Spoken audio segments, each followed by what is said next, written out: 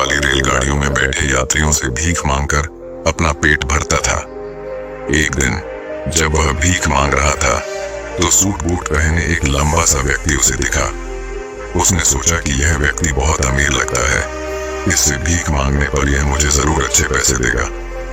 वह उस लंबे व्यक्ति से भीख मांगने लगा। भिखारी को देखकर उस लंबे व्यक्ति ने कहा, तुम हमेशा मांगते ही रहते हो, क्या कभी किसी को कुछ देते भी हो? भिखारी बोला, साहब मैं तो भिखारी हूँ, हमेशा लोगों से मांगता ही रहता हूँ, मेरी इतनी औकात कहाँ कि किसी को कुछ दे सकूं। लंबा व्यक्ति बोला, जब किसी को कुछ दे नहीं सकते तो तुम्हें मांगने का भी कोई हक नहीं है। मैं एक व्यापारी हूँ और लेन देन में ही विश्वास करता हूँ। अगर तुम्हारे पास मुझे कुछ देने को हो तभी मैं तुम्हें बदले में कुछ दे सकता हूँ। इतना कहने के बाद वह लंबा आदमी ट्रेन में बैठकर चला गया। इधर भिखारी उसकी कही गई बात के बारे में सोचने लगा। उस लंबे व्यक्ति के द्वारा कही गई बात उस भिखारी के दिल में उतर गई। सिर्फ एक महीना दे दो अपने 2025 का और अपनी पूरी लाइफ आप फ्लुएंट इंग्लिश बोल सकते हो। इंग्लिश स्पीकिंग सीखने के लिए सिर्फ दिल में उतर गई। वह सोचने लगा कि शायद मुझे भीख में अधिक पैसा इसीलिए नहीं मिलता क्योंकि मैं उसके बदले में किसी को कुछ दे नहीं पाता हूँ। लेकिन मैं तो भिखारी हूँ, किसी को कुछ देने लायक भी नहीं हूँ। लेकिन कब तक मैं लोगों को बिना कुछ दिए केवल मांगता ही रहूंगा? बहुत सोचने के बाद उस भिखारी ने निर्णय किया कि जो भी व्यक्ति उसे भीख देगा उसके बदले में वह भी उस व्यक्ति को कुछ जरूर देगा। लेकिन अब उसके दिमाग में यह प्रश्न चल रहा था कि वह खुद भिखारी है तो भीख के बदले में वह दूसरों को क्या दे सकता है। इस बात को सोचते हुए 2 दिन हो गए, लेकिन उसे अपने प्रश्न का कोई उत्तर नहीं मिला था। तीसरे दिन जब वह स्टेशन के पास बैठा हुआ था तभी उसकी नजर कुछ फूलों पर पड़ी जो स्टेशन के आसपास के पौधों पर खिल रहे थे। उसने सोचा, क्यों ना मैं लोगों को भीख के बदले कुछ फूल दे दिया करूं। उसको अपना यह विचार अच्छा लगा और उसने वहां से कुछ फूल तोड़ लिए। अब वह ट्रेन में भीख मांगने पहुंचा। अब जब भी कोई उसे भीख देता तो उसके बदले में वह भीख देने वाले को कुछ फूल दे देता। उन फूलों को लोग खुश होकर अपने पास रख लेते थे। अब भिखारी रोज फूल तोड़ता और भीख के बदले में उन फूलों को लोगों में बांट देता था। कुछ ही दिनों में उसने महसूस किया कि अब उसे बहुत अधिक लोग भीख देने लगे हैं। वह स्टेशन के पास के सभी फूलों को तोड़ लाता था। जब तक उसके पास फूल रहते थे तब तक उसे बहुत से लोग भीख देते थे, लेकिन जब फूल बांटते बांटते खत्म हो जाते तो उसे भीख भी नहीं मिलती थी। अब रोज ऐसा ही चलता रहा। एक दिन जब वह भीख मांग रहा था तो उसने देखा कि वही लंबा व्यक्ति ट्रेन में बैठा है जिसकी वजह से उसे भीख के बदले फूल देने की प्रेरणा मिली थी। वह तुरंत उस व्यक्ति के पास पहुंच गया और भीख मांगते हुए बोला, आज मेरे पास आपको देने के लिए कुछ फूल हैं, आप मुझे भीख दीजिए तो बदले में मैं आपको कुछ फूल दूंगा। उस लंबे व्यक्ति ने उसे भीख के रूप में कुछ पैसे दे दिए और भिखारी ने कुछ फूल उसे दे दिए। उस लंबे व्यक्ति को यह बात बहुत पसंद आई। वह बोला, वाह क्या बात है, आज तुम भी मेरी तरह एक व्यापारी बन गए हो।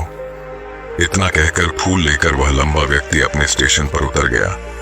लेकिन उस लंबे व्यक्ति द्वारा कही गई बात एक बार फिर से उस भिखारी के दिल में उतर गई। वह बार बार उस लंबे व्यक्ति के द्वारा कही गई बात के बारे में सोचने लगा और बहुत खुश होने लगा। उसकी आंखें अब चमकने लगीं। उसे लगने लगा कि अब उसके हाथ सफलता की वह चाबी लग गई है जिसके द्वारा वह अपने जीवन को बदल सकता है। वह तुरंत ट्रेन से नीचे उतरा और उत्साहित होकर बहुत तेज आवाज में ऊपर आसमान की तरफ देखकर बोला, मैं भिखारी नहीं हूँ, मैं तो एक व्यापारी हूँ, मैं भी अमीर बन सकता हूँ।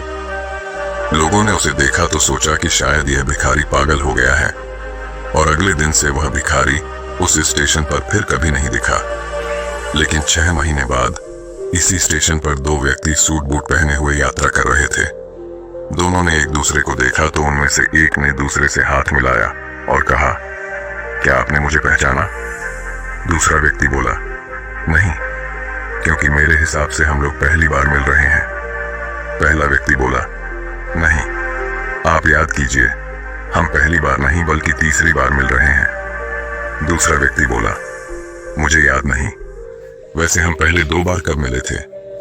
अब पहला व्यक्ति मुस्कुराया और बोला, हम पहले भी 2 बार इसी ट्रेन में मिले थे। मैं वही भिखारी हूँ जिसको आपने पहली मुलाकात में बताया कि मुझे जीवन में क्या करना चाहिए, और दूसरी मुलाकात में बताया कि मैं वास्तव में कौन हूँ। दूसरा व्यक्ति मुस्कुराया और अचंभित होते हुए बोला, ओह, याद आया, तुम वही भिखारी हो जिसे मैंने एक बार भीख देने से मना कर दिया था और दूसरी बार मैंने तुमसे कुछ फूल खरीदे थे।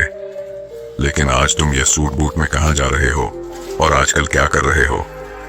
तब पहला व्यक्ति बोला, हाँ, मैं वही भिखारी हूँ, लेकिन आज मैं फूलों का एक बहुत बड़ा व्यापारी हूँ और इसी व्यापार के काम से ही दूसरे शहर जा रहा हूँ। कुछ देर रुकने के बाद वह फिर बोला, आपने मुझे पहली मुलाकात में प्रकृति का वह नियम बताया था जिसके अनुसार हमें तभी कुछ मिलता है जब हम कुछ देते हैं।